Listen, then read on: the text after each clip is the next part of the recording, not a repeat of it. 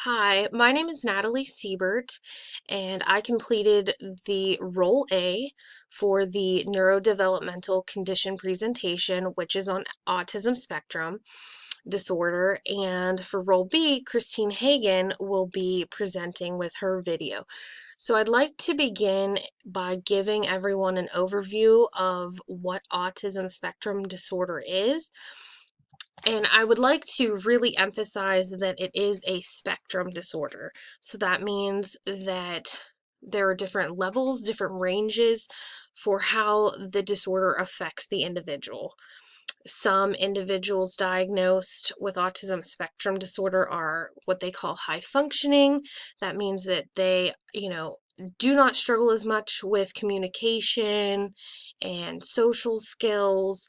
And then there's others that are diagnosed with, severe autism spectrum disorder that could possibly be nonverbal and struggle very much so with repetitive behaviors and possibly even a lower IQ.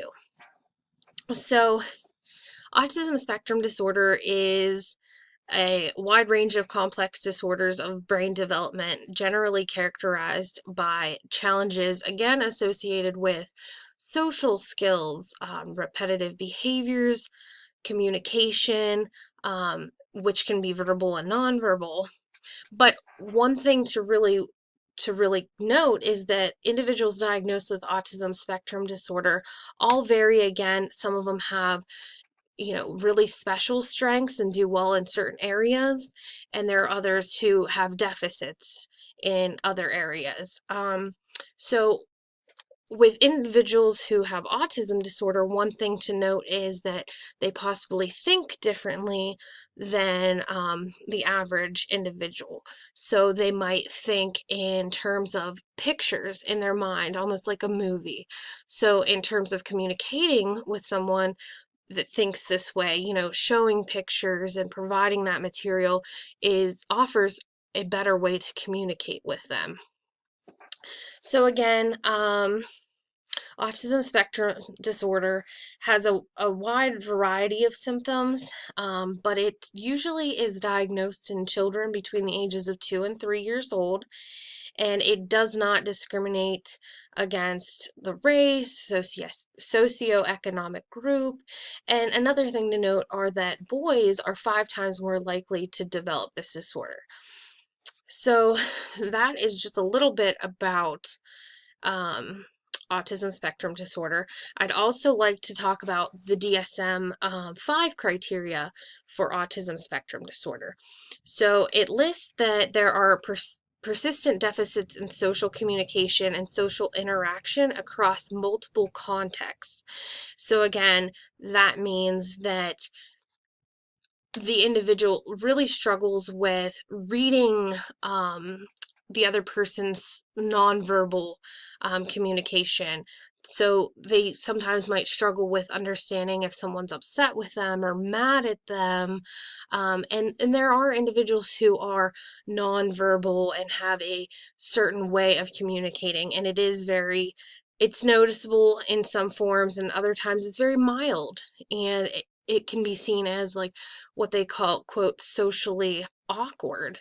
Um, so they also have deficits in social and emotional reciprocity, and that would be an abnormal social approach and failure of normal lack of back and forth conversation. Typically, and this isn't always, but individuals with autism spectrum disorder really, really like structure.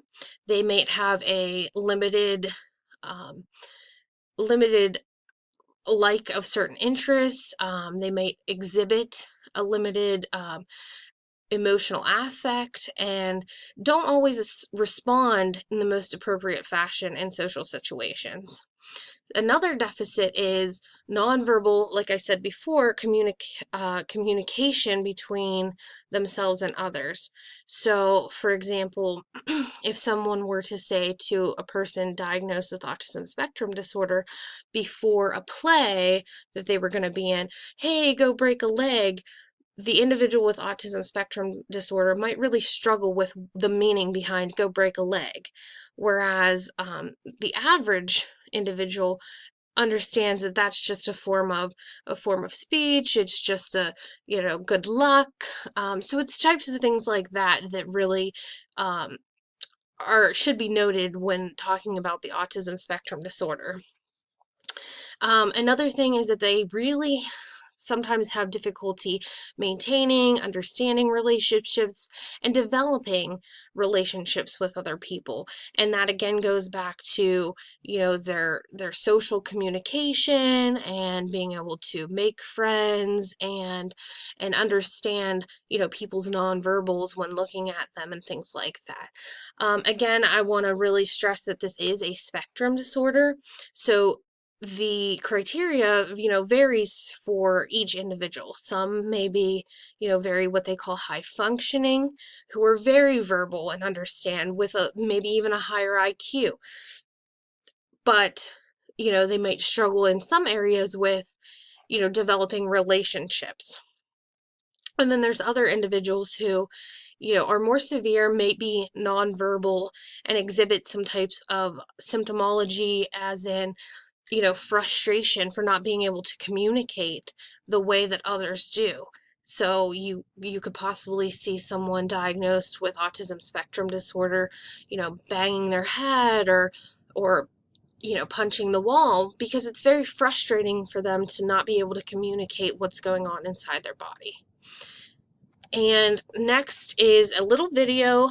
It is a short clip about autism, and I hope that you all enjoy that. Thank you.